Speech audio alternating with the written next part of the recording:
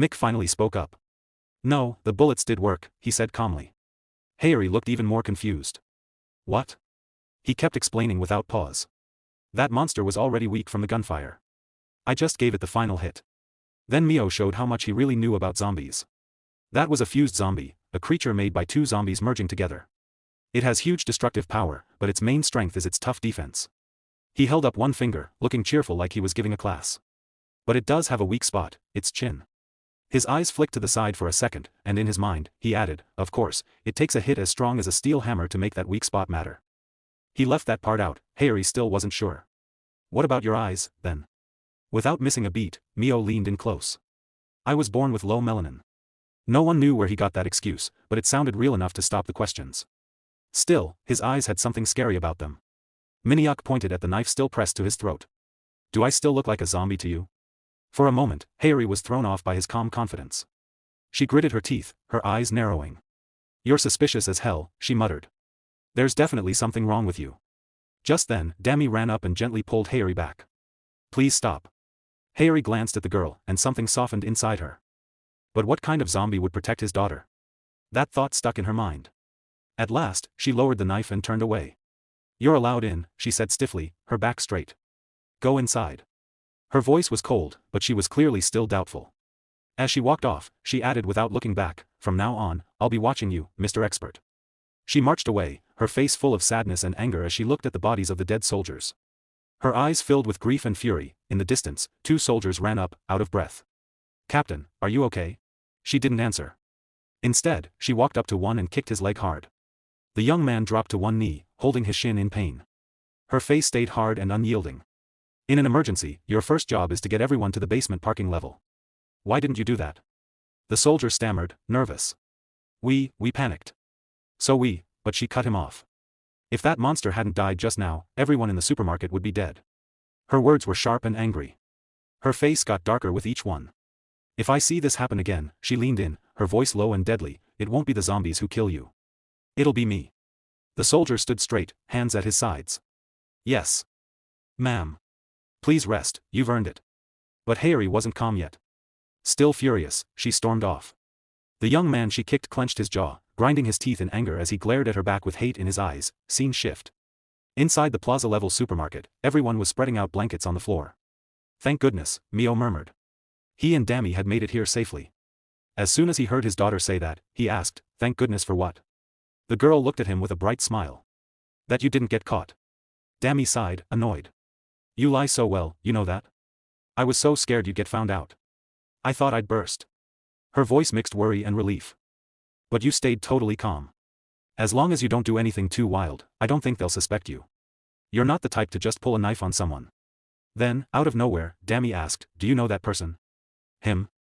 Mio thought of his run-ins with Harry, but he couldn't tell Dami that. So he said something vague. No, you can tell by her face. Thankfully, Dami dropped it and changed the subject. But seriously, do you even know what outrageous means? Where'd you learn a word like that? From my daughter, of course, he said with a proud smile. She frowned. I never taught you stuff like that. Still smiling warmly, his eyes full of love, Mio replied, yes, you did. The memory came back to me from another time I returned. And not just once, you taught me so many things. Dami blinked, confused. That many times, huh? Suddenly, Mio stood up. Stay here, okay? I'll get you some food. He paused behind her, just watching quietly. Then he chuckled to himself as Dami, bored, twirled a strand of her hair. Not long ago, she had given him sunglasses. Promise me, she'd said, her face serious, voice steady. Whatever's going on with you, whatever strange things are happening, you can't let anyone find out. Dami had been really worried about her dad. If people know, they might hurt you. She frowned deeply. I just want you safe. Promise me, okay? Now, Mio was at the food line. Dami had been right. After that, she'd gone to talk to others. But deep down, Mio knew if his secret came out here, it would cause total panic. He could already picture it, chaos, screams, fear. He glanced at the crowd, the image clear in his mind. A little later, he came back. Dami, I'm here. But the girl had fallen asleep from tiredness. He didn't wake her. Instead, he gently put a blanket over her small body. Suddenly, his face went pale. What the hell? The zombies were changing faster than ever. Their growth from one stage to the next was speeding up in a scary way. Over 100 of them now crowded the front entrance. And it hadn't even been a week since the outbreak when the mutated one started showing up. He sat down, shocked and still. This pace, this change, it was nothing like his 99 past lives. That strangeness made the whole situation a dangerous mystery. His mind filled with questions. Why are the zombies changing so fast? His face darkened. I have a bad feeling. Outside, night still covered the city in quiet fear. In some spots, ruins were already forming. Deep in a thick, dark forest, something ugly burst out, a zombie like nothing else. Its tongue stretched a full meter, whipping around like a snake. The sight was pure horror. But that wasn't all. It had too many arms and legs, crawling and twisting like it could sense him nearby. Moments later, more came, swarming like a flood. They weren't just hunting at random. No, they were after him. And worse, after his daughter too. He couldn't say if it was because his being scared them or something deeper, like a basic fear that made them want him gone. One thing was sure, one of the creatures started twisting in a demonic way. Suddenly, in the middle of that nightmare swarm, Mio appeared. From now on, even he was an unknown to them. He walked forward slowly, unafraid. So, this area's little party is over. Huh. Good. He slammed a metal rod into the ground. He carried a small ladder too, but his face showed clear killing intent. No need to hunt the rest. Staring at the zombies rushing like angry bees from a broken hive, Mio raised his voice in a cold dare. What are you waiting for? Let's start. With that, he gripped the ladder tight and snapped it in two before Dammy could wake. No hesitation. This has to end. Now. One multi-armed zombie lunged first. The others charged right after. The first one didn't last. Mio met it with a brutal strike, cutting its head clean off.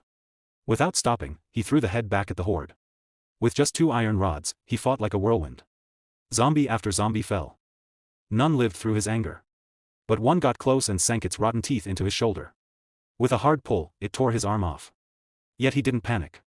He planted his feet, then jumped high into the air. Right there, his cut arm started healing, muscle, bone, skin growing back in seconds. In that moment, he looked more like a demon than a man. He clenched his fist, his eyes glowing red like hellfire. Then the attack began.